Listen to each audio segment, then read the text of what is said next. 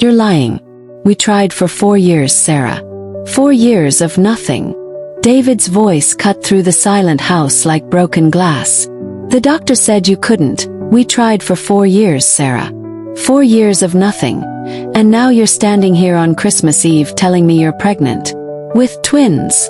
I pressed my back against the kitchen counter. The pregnancy test still clutched in my hand like evidence at a crime scene. Outside our Denver townhouse, Christmas lights blinked red and green across fresh snow. Inside, my entire world was fracturing in real time. I'm not lying, I whispered, my free hand moving instinctively to my still flat stomach. The doctor confirmed it 2 hours ago. 10 weeks. Twins. Due in July. His face drained of color. Behind him in the doorway, Mr. Peterson, his lawyer, stood frozen with that briefcase full of final divorce papers. Papers that would erase 5 years of marriage with one signature. This doesn't change anything, David said. But his hands were shaking so badly he couldn't hold his phone steady. Let me back up. Welcome back and thank you for choosing to spend your time here with us at Tales. Your presence means everything, and we promise this story will stay with you long after it ends. If you believe in stories that change perspectives, hit that subscribe button and drop a comment telling us where you're watching from. Let's build this community together. Now let's get into the story. Because 12 hours ago, I didn't know I was carrying 2 lives inside me. 12 hours ago, I was supposed to be halfway to Portland, starting over in my sister's guest room. 12 hours ago, David Andrew was just the man I used to love, the millionaire who'd signed our divorce papers 9 days earlier without even looking up from his phone. My name is Sarah Thompson. Well, Sarah Andrew for about 2 more hours if everything goes according to plan. Which clearly it's not. And this is the story of how my marriage died on December 15th. And how Christmas Eve forced me to decide whether to let it stay buried. The divorce papers sat on David's mahogany desk like a death certificate. I'd rehearsed my speech for 3 weeks. How I couldn't do this anymore. The empty dinner tables, the cancelled anniversaries, the way he looked through me like I was furniture. How I'd spent 4 years pumping my body full of hormones, enduring procedures that left me broken and bruised, clinging to hope for a baby that never came while he buried himself deeper into Andrew Financial Solutions. But when I walked into his home office that Tuesday morning, envelope trembling in my hands, all those words died in my throat. David was on a conference call about quarterly projections.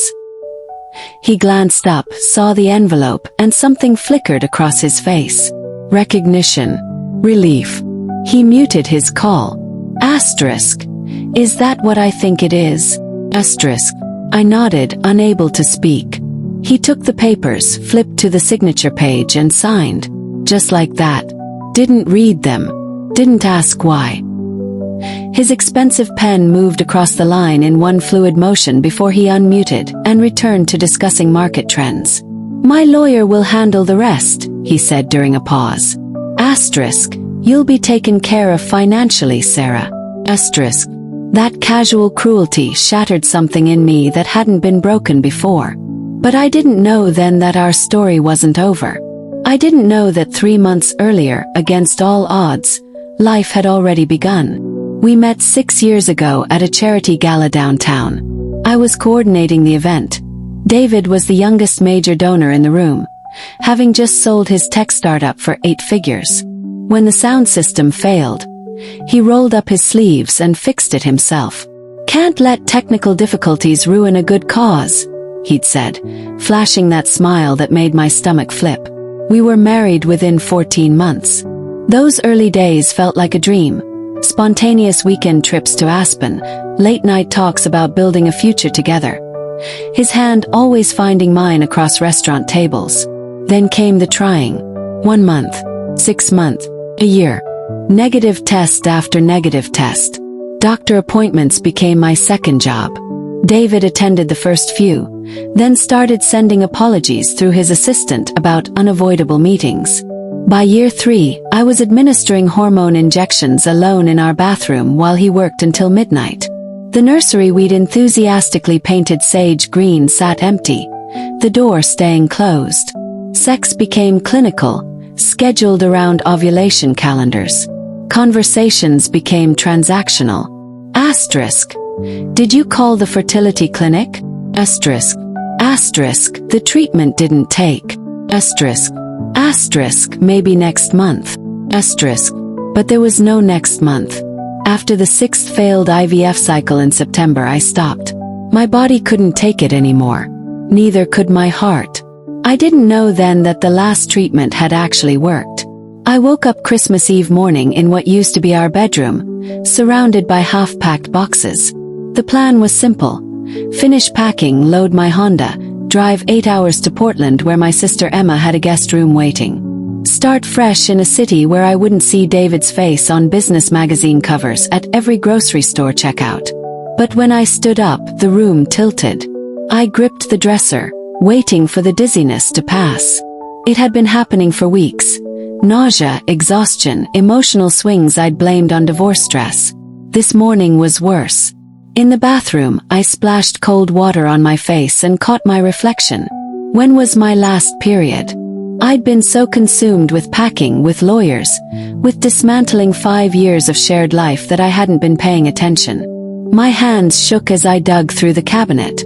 There, behind David's abandoned shaving cream, was a pregnancy test from our trying days. Expired by 2 years, but it would work. Just to rule it out, I told myself. I took the test. 2 minutes later, I was staring at 2 pink lines.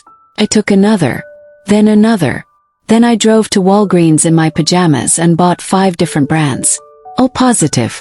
Every single one. I sat on that bathroom floor for an hour, surrounded by positive tests, and all I could think was, how do you tell someone they're going to be a father after they've already signed away being your husband? If you've ever had to make an impossible choice, one where every option feels wrong, you understand why I'm telling you this story. Dr. Martinez squeezed me in as an emergency appointment. God bless her. I sat in the same examination room where I'd received so much bad news over the years, but this time felt surreal. The ultrasound machine hummed to life. Cold gel on my stomach. Dr. Martinez moving the wand slowly, her eyes on the screen. Then she smiled. Asterisk. Well, Sarah, you're definitely pregnant. Asterisk. My breath caught. Asterisk. How far along? Asterisk. Asterisk. About 10 weeks, I'd say. Which means... Asterisk. She angled the screen toward me. Asterisk. This happened naturally after your last treatment cycle. Your body just needed time. Asterisk. 10 weeks. I'd been pregnant for 10 weeks. Through serving the papers. Through David's cold signature. Through packing up our life. 2 lives growing inside me while I'd been planning my escape. There's something else, Dr. Martinez said gently. She pointed to the screen. Asterisk. See these 2 distinct sacs. Sarah, you're having twins. Asterisk. The room spun. Twins. The family I'd desperately wanted. The dream I'd mourned and buried. Asterisk. They're healthy. Asterisk. I whispered. Perfectly healthy. Due early July. Asterisk. I drove home in a daze, my hands gripping the steering wheel like it was the only solid thing left in my world.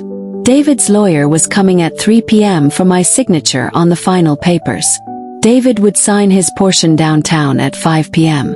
I had 6 hours to decide what to do. 6 hours to choose between the freedom I'd fought for and the family I'd given up hope of ever having.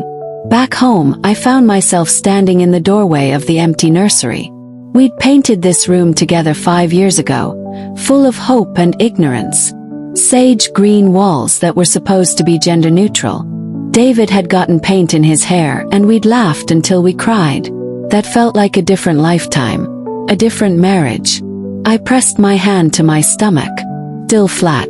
No evidence of the miracle happening inside. What do I do? If I told David about the twins, would he stay out of obligation? Out of guilt? Would I spend the next 18 years wondering if he actually wanted this family or if he was just trapped by biology and responsibility? But if I didn't tell him, if I signed those papers and drove away, I'd be raising these babies alone, denying them a father, denying David the chance to know his own children. My phone buzzed. Emma. Asterisk. Are you on the road yet? I have hot chocolate waiting. Asterisk. I stared at her message. In Portland I could be just Sarah again. Not the woman who couldn't get pregnant. Not the wife whose husband chose spreadsheets over her. Just me, building a life with my children. The doorbell rang. Mr. Peterson, the lawyer, had arrived early. And standing behind him on my porch, unexpected and uninvited, was David. Asterisk. What are you doing here? Asterisk. My voice came out sharper than intended. Asterisk. You're supposed to sign downtown at 5. Asterisk. David looked terrible. His usually perfect hair was disheveled. His eyes red-rimmed like he hadn't slept. He wasn't wearing his standard suit. Just jeans and a wrinkled button-down. I needed to talk to you before. He stopped, his eyes dropping to my hand. I was still holding a pregnancy test. I'd brought it downstairs without thinking, carried it like a talisman while I'd been standing in the nursery. His face went pale. Asterisk. Sarah, is that? Asterisk. Mr. Peterson cleared his throat uncomfortably. Asterisk. Perhaps I should wait in my car. Asterisk. No, I said. My heart was pounding so hard I could barely hear myself think. Asterisk. You should both hear this. Asterisk. David stepped inside, and suddenly we were all standing in the foyer like actors who'd forgotten their lines. I'm pregnant, I said. The words felt foreign in my mouth. Asterisk. 10 weeks. The last IVF treatment worked. We just didn't know. Asterisk. Asterisk. We. Asterisk. David's voice cracked. Asterisk. I didn't know either. I found out this morning. Asterisk. I held up the test. Asterisk. I'm having twins, David. Asterisk. The silence that followed felt like falling. David stared at me, then at the test, then back at me. His mouth opened but no sound came out. Then, asterisk, you're lying. Asterisk. And we were back where this story started. Asterisk, why would I lie about this? Asterisk, tears burned my eyes. Asterisk, the doctor confirmed it 2 hours ago. I'm 10 weeks pregnant with your children. Asterisk.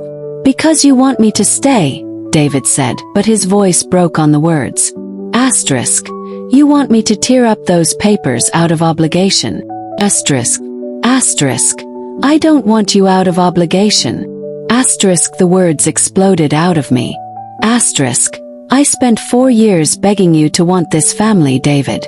4 years of my body being a science experiment while you worked late and missed appointments and looked at me like I was a problem you couldn't solve.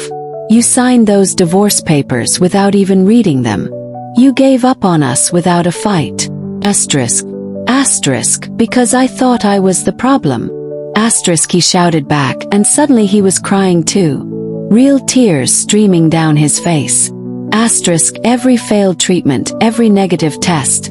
I convinced myself I was broken. That I was the reason we couldn't have a baby. That you'd be better off with someone else. Asterisk. Froze. Asterisk, what? Asterisk. David reached into his jacket with shaking hands and pulled out an envelope. Creased. Worn. Like he'd been carrying it for days. Asterisk. I wrote this on December 14th. The day before you served me papers. Asterisk. He handed it to me. The envelope was addressed to me in his handwriting. Unopened. Asterisk. I never sent it because the next morning, you handed me divorce papers. Asterisk. Asterisk. My hands trembled as I held that envelope. Sometimes the words we don't say destroy us more than the ones we do. If you've ever been too afraid to speak your truth, too scared that it's already too late, then you know why what happened next changed everything. Some of you have been where I was standing. Some of you understand. I opened the envelope with shaking hands. David's handwriting filled the page. Asterisk. Sarah, I scheduled a fertility test for myself. I should have done this years ago. I've been a coward, burying myself in work because I couldn't face the possibility that I'm the reason we can't have the family you deserve. But I'm done hiding. If the problem is me, we'll figure it out together. If it's not, we'll keep trying. I know I've been absent. I know I've failed you. But I want to fix this. I want to fight for us. I'm ready to fight for us. Can we try one more time? David, asterisk. The letter blurred through my tears. I got the test results back that morning, David whispered. Asterisk, while you were upstairs getting ready. The email came through at 7 a.m. Everything was normal. I wasn't the problem. Asterisk, he laughed bitterly. Asterisk, I was about to come tell you. About to show you this letter. Then you walked into my office with divorce papers and I thought I'd waited too long. That you were done with me. So I signed them. Asterisk. Mr. Peterson shifted uncomfortably in the doorway, still holding his briefcase. Asterisk, folks, I need a signature by 5 p.m. or we'll have to reschedule the finalization. Asterisk. David and I stood facing each other. 5 years of pain and miscommunication and love between us. His hand moved toward mine, hesitated. Asterisk, tell me what you want, Sarah. Not what you think is right. Not what's practical. What do you actually want? Asterisk. I looked at the unsigned papers in Mr. Peterson's briefcase. I looked at David's tear-stained face. I felt the flutter in my belly. Or maybe I imagined it, maybe it was too early. Outside, church bells began ringing for Christmas Eve service. I'd spent 4 years trying to create life with this man. Now I had 10 seconds to decide if I'd let him be part of it. The pen felt heavy in my hand as I reached for those papers. Asterisk, what I did next, I'd spend the next 9 months questioning. But in that moment, standing between my past and my future, I finally understood something. Sometimes the bravest thing you can do is... Asterisk, I made my choice that Christmas Eve. Whether it was the right one, I still don't know. But if you've stayed with me this long, if you felt every moment of this impossible decision, then maybe you understand why I'm asking you to stay for what comes next. Because this story, it's far from over. And what happened after I picked up that pen changed everything we thought we knew about second chances. Asterisk.